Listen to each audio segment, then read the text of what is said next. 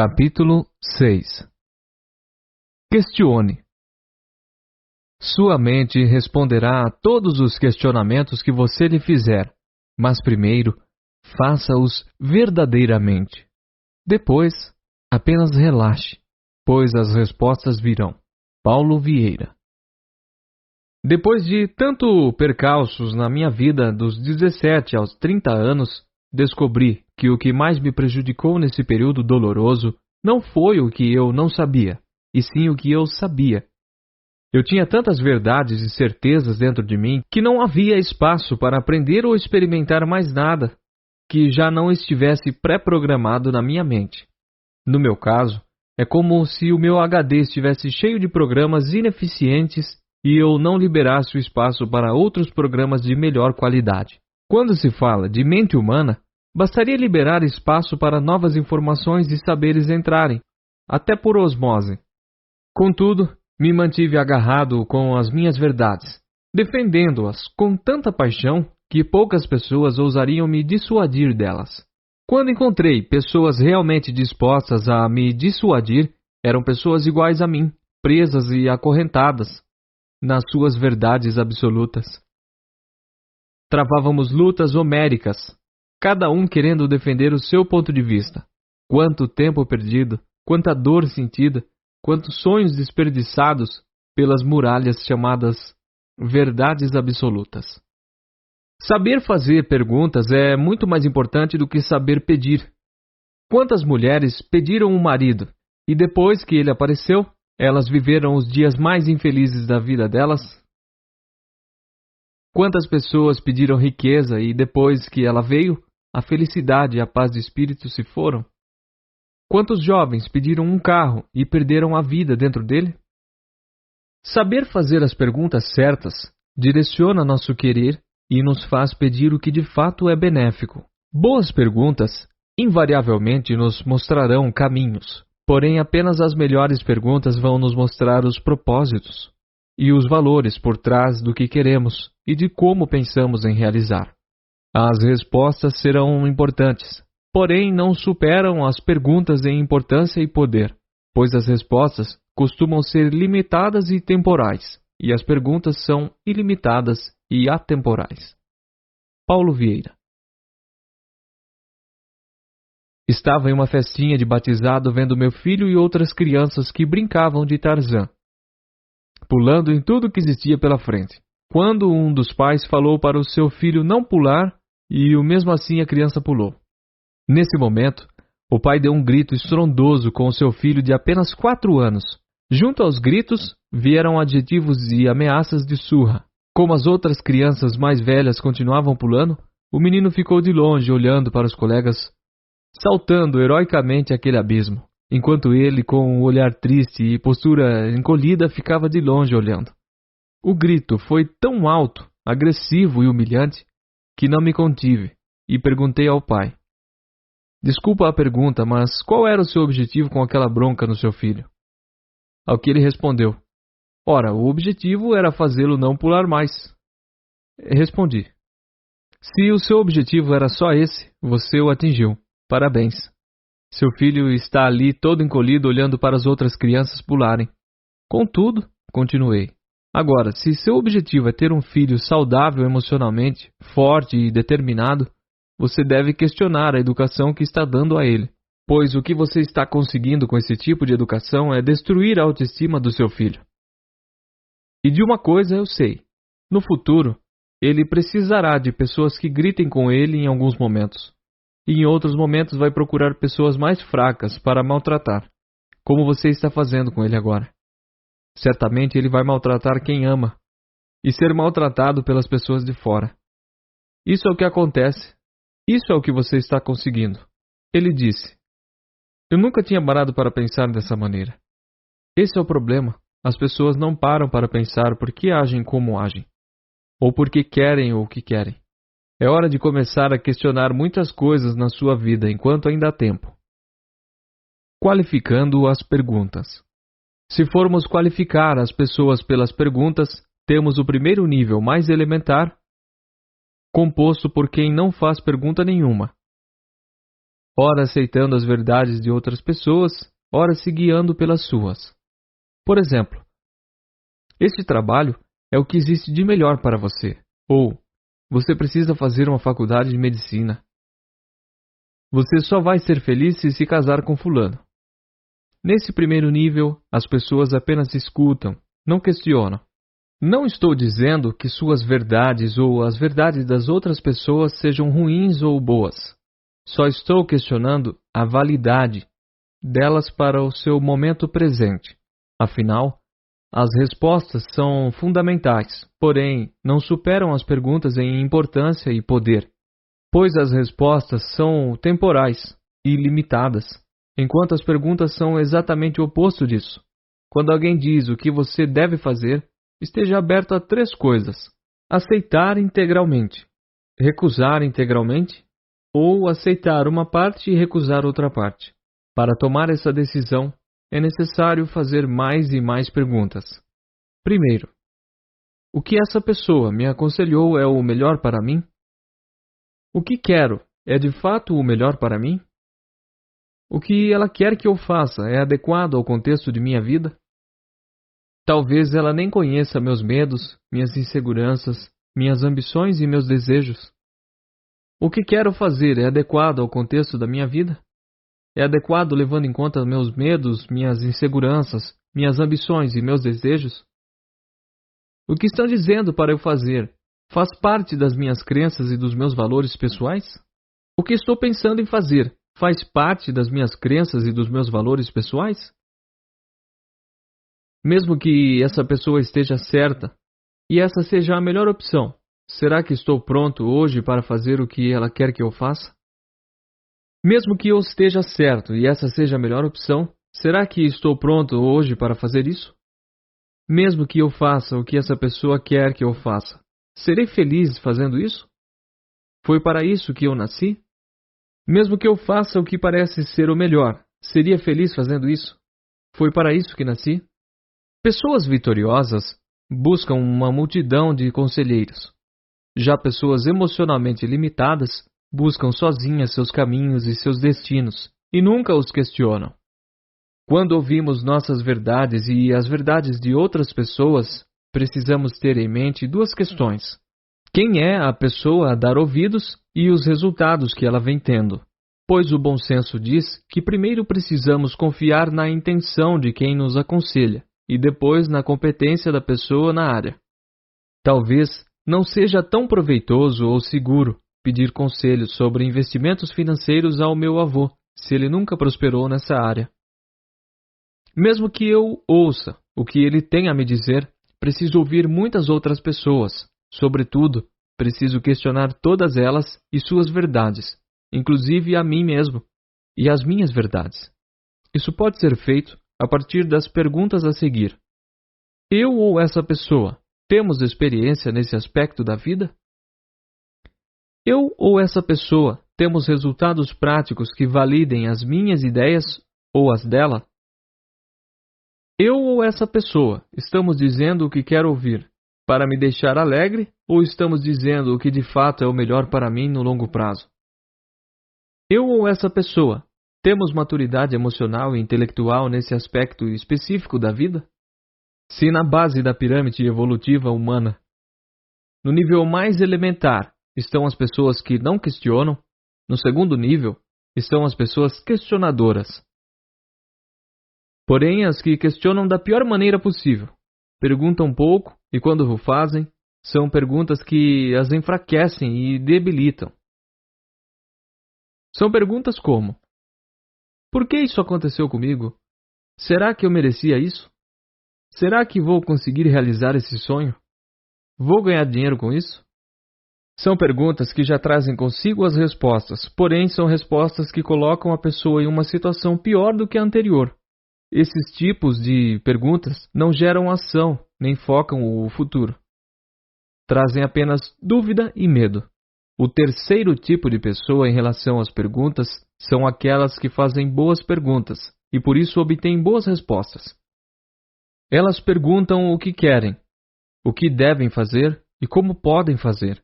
São perguntas muito mais evoluídas e consistentes.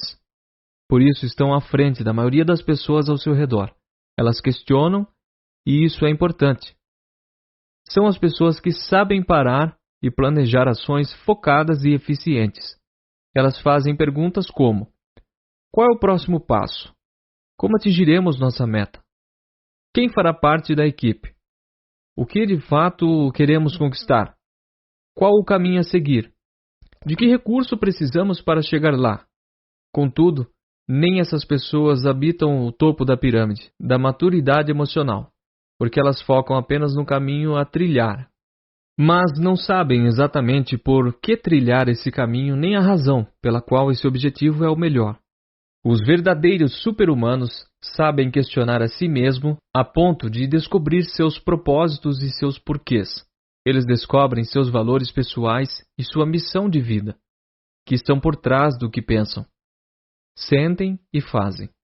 Descobrem uma fonte de combustível inesgotável que fará com que cheguem aonde pessoas comuns sequer cogitam. Essas pessoas deixam um legado na Terra. Elas fazem constantes PPS e por isso chegam ao âmago das questões. São perguntas como: qual o propósito da educação e do amor que estou dando aos meus filhos? O que de fato é um lar feliz e próspero? Qual é o propósito maior em casar com essa pessoa? Qual é o propósito maior em trabalhar com isso? O que me faz continuar trabalhando na empresa do meu pai? O que a vida tem de melhor para mim que ainda não vi? Uma amiga da família da minha esposa começou a se fazer perguntas e questionar a vida. Ela se sentia confusa, triste e não sabia o que de fato estava errado. Intuitivamente, começou a fazer perguntas a si mesma. Depois começou a anotar na agenda as melhores perguntas. Após uma semana, ela contava com mais de 30 perguntas. Apenas perguntas. Como nada é por acaso, uma pessoa que havia feito o método CIS surgiu de repente e começou a falar de suas experiências e suas mudanças após o evento. Era como se Deus estivesse dizendo para ela que suas perguntas também tinham respostas. Ela e o marido fizeram o curso, e as mudanças foram imediatas, e continuam acontecendo. O marido, que era um bom pai, tornou-se um ainda muito melhor. O casamento, que era pacífico, ficou ainda melhor. A empresa de engenharia do marido, que há 2 anos se mantinha com a corda no pescoço, sempre no limite, recentemente faturou em um mês 20% a mais do que nos 12 meses do ano anterior. Muitas coisas aconteceram em todas as áreas da vida daquela família. A resposta que ela teve foi uma pergunta que faço no início do meu seminário. Por que continuar sendo a mesma pessoa de sempre se você pode ser alguém muito melhor? Richard Bandler. Bastou essa pergunta para ela entender que estava vivendo na linha da mediocridade e da mesmice, e que ela e o marido estavam confortavelmente sentados em cima do tonel, na zona de conforto. Ali, já nas primeiras horas do seminário, as fichas caíram e as palavras de ordem eram: mudança já. À medida que ela fez mais perguntas e as respondeu, outras ações, decisões, mudanças e crenças surgiram. Em pouquíssimo tempo, o que era uma verdade ruiu completamente e deu lugar à confusão. Depois da confusão, porém, veio uma nova realidade, uma realidade de abundância e prosperidade. Vejo muitas pessoas que cobram estudo e notas boas dos filhos com tanta severidade que me incomoda. Quando alguém faz isso, pergunto por que tanta cobrança a respeito das notas e performance. Elas rapidamente respondem: para que ele tenha sucesso na vida. Eu retruco e pergunto novamente: e o que é sucesso para o seu filho no futuro? A maioria se perde nessa hora. Uns dizem que é estabilidade profissional, outros dizem que é independência financeira, outros dizem que é ser feliz. Retruco: o que é estabilidade profissional? O que é independência financeira? O que é felicidade para o seu filho no futuro? E de fato isso é o mais importante para o seu filho? Novamente as respostas confusas surgem. O que acontece com essas pessoas é que elas ainda não pararam para questionar sua maneira de educar e amar os filhos. Muito menos o que de fato querem e por que querem esses futuros para eles.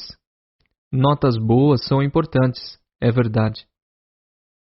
Mas além disso, o que é mais importante para o futuro do seu filho e você não está dando a devida atenção? Você conhece alguém que teve sucesso na vida sem ter tirado notas tão boas?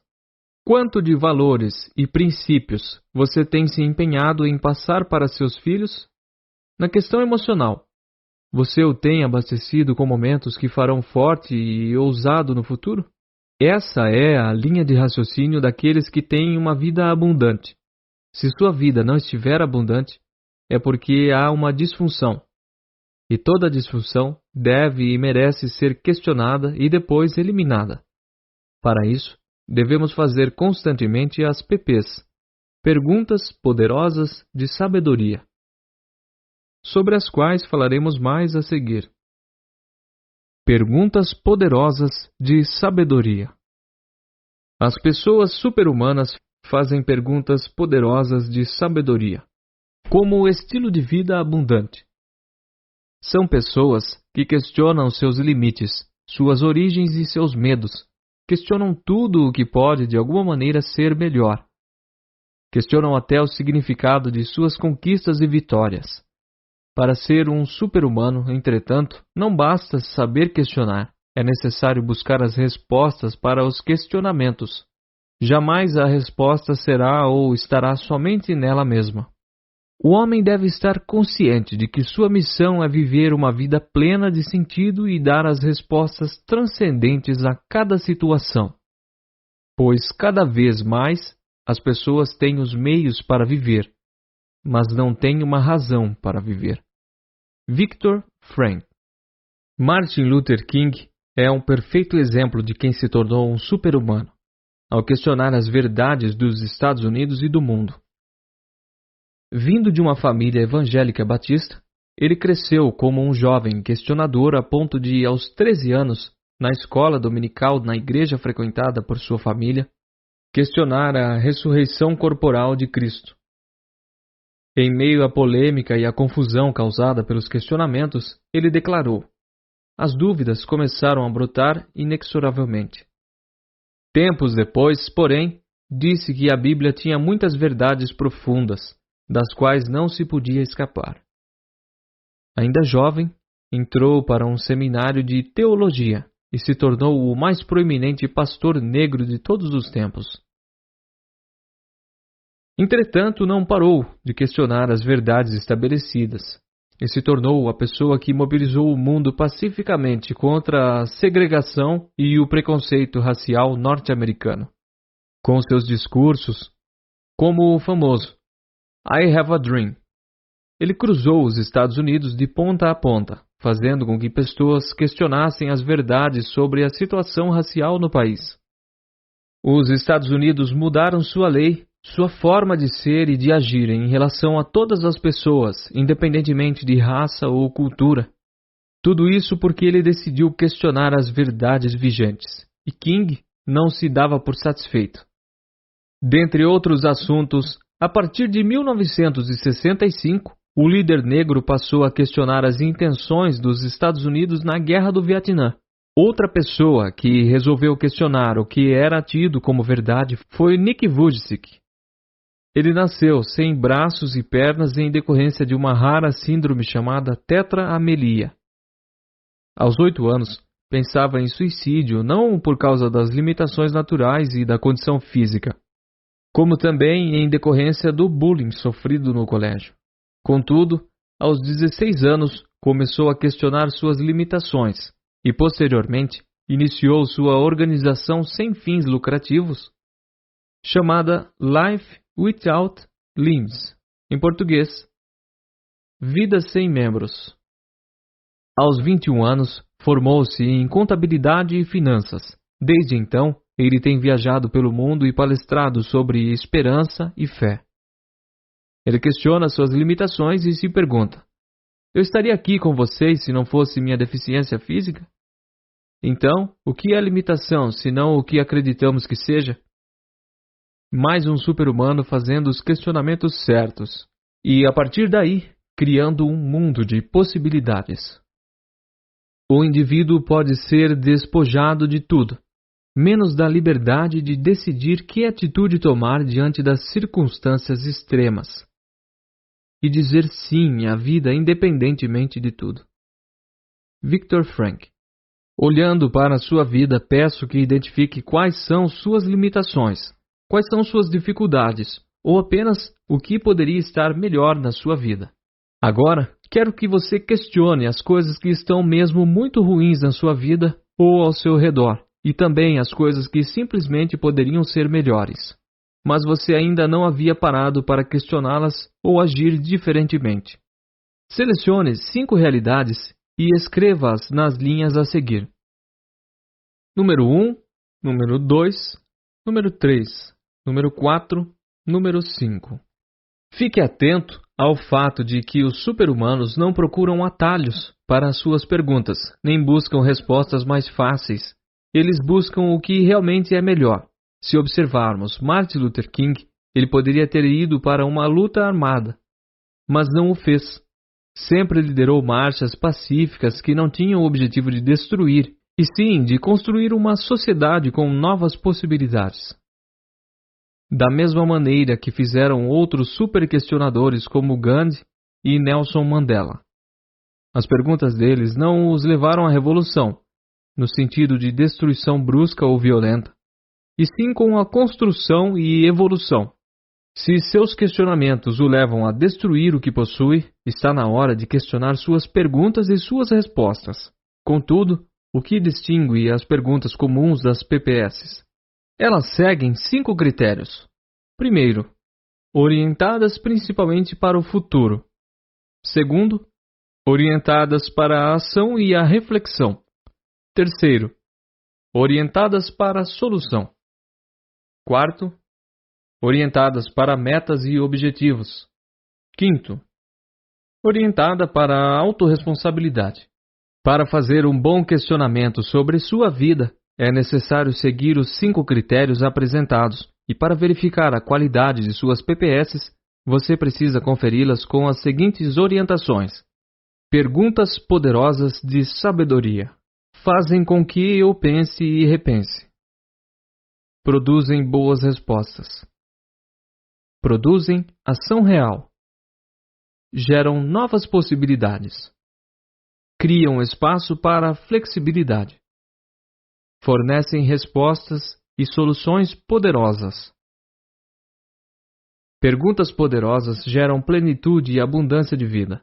Se você não está tendo resultados positivos e tremendos, é porque se encontra preso na base da pirâmide, dos 3 tipos de questionador. Vá até ela e localize-se sinceramente onde está a sua maturidade emocional em termos de questionar a realidade vigente. Retome as 5 realidades que listou no último exercício. Que tal começar a fazer pelo menos 10 perguntas poderosas para cada uma delas, conforme o exemplo a seguir? Questionamento geral. Minha vida financeira é precária, endividada e limitada. Primeira PPS. Quem disse que tenho de passar minha vida envolto em problemas financeiros? Segunda PPS. Existe alguém que está como eu financeiramente e em pouco tempo deu a volta por cima? Terceira PPS. O que preciso fazer de maneira diferente para prosperar financeiramente, aumentando minha renda em 50%? Quarta PPS. O que preciso aprender para prosperar financeiramente? Quinta PPS. O que farei e como agir para acabar com as dívidas no cheque especial? Sexta PPS. Em quem me transformarei quando for uma pessoa realmente rica? Sétima PPS. Com o que trabalharei para juntar 5 milhões de reais? Oitava PPS. Quem são as pessoas que estão comigo nessa jornada? Nona PPS. Que preço estou disposto a pagar pelo sucesso financeiro? Décima PPS. Como retribuirei a Deus e ao mundo as conquistas financeiras que vou ter? As PPS não precisam ser perfeitas, nem você precisa ser um mestre na arte de questionar. Nesse primeiro momento, o objetivo não é necessariamente construir uma ponte de onde você está para onde você quer ir. mas destruir as muralhas emocionais que impedem você de ver outras possibilidades e apontar para uma nova visão e uma nova maneira de agir, pensar e sentir. Exercício. A partir do exemplo dado, escreva o que precisa ser questionado em sua vida e em seguida faça 10 PPS para derrubar as muralhas da impossibilidade. Você pode fazer o exercício com todas as áreas de sua vida que julgar interessante e reavaliar. Pessoas limitadas perguntam se vão conseguir. Pessoas vencedoras perguntam o que vão fazer para conseguir. E os super-humanos perguntam quem vão se tornar ao conseguir. Paulo Vieira. Auto-coaching.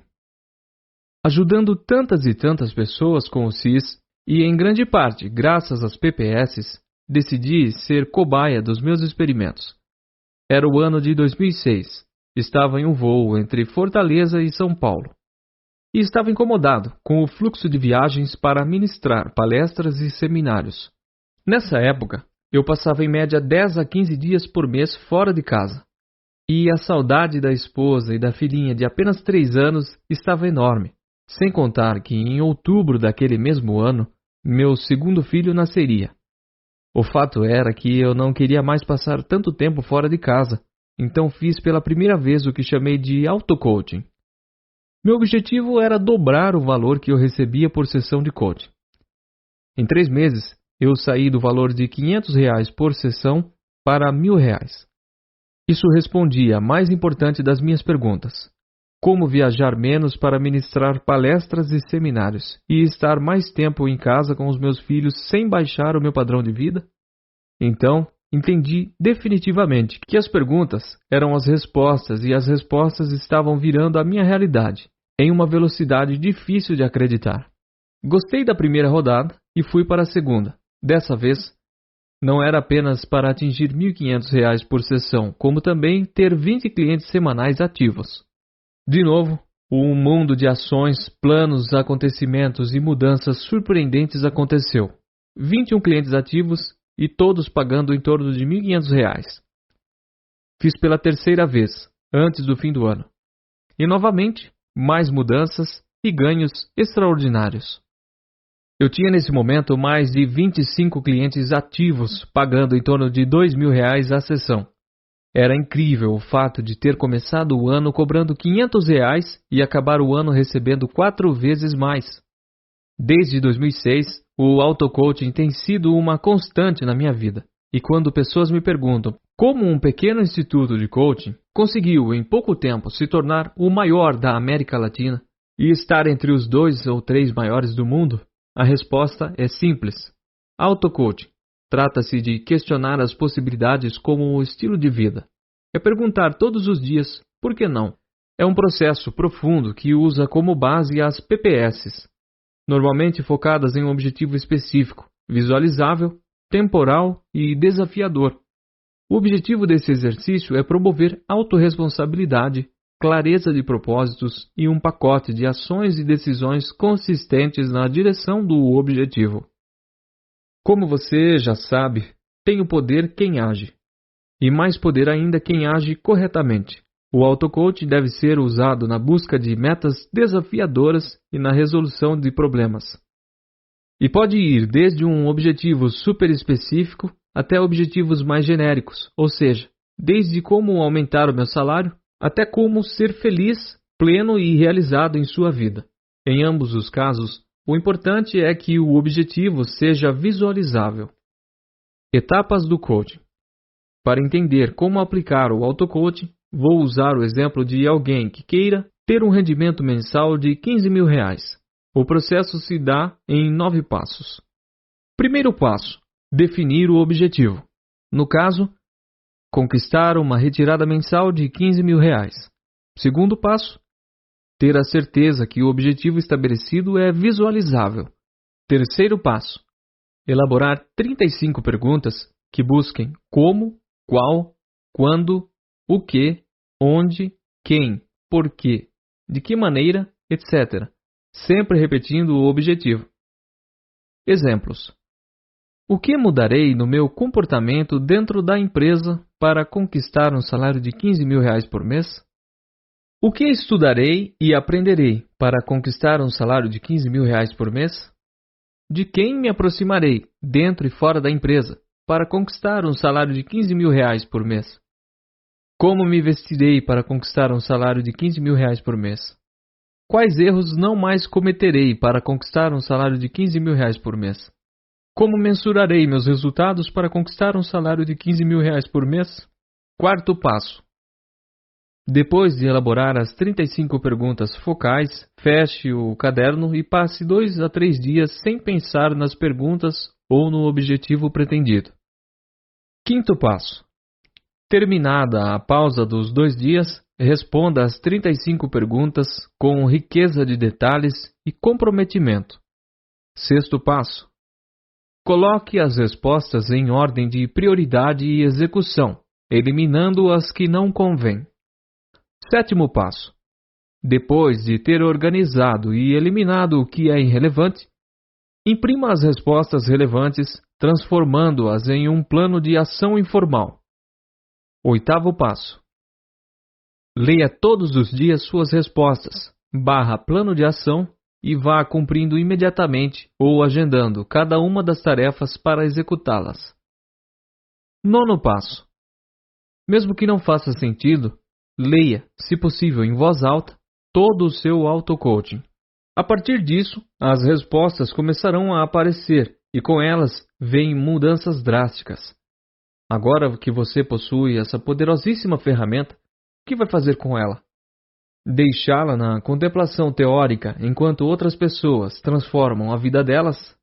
Contar historinhas para justificar não usá-la? Ou dar sequência a uma jornada interminável de conquistas? Você é livre para tomar suas decisões, e sempre será. Espero, no entanto, que tenha se convencido de que pode ter uma vida abundante agora, e mais depressa do que imaginava.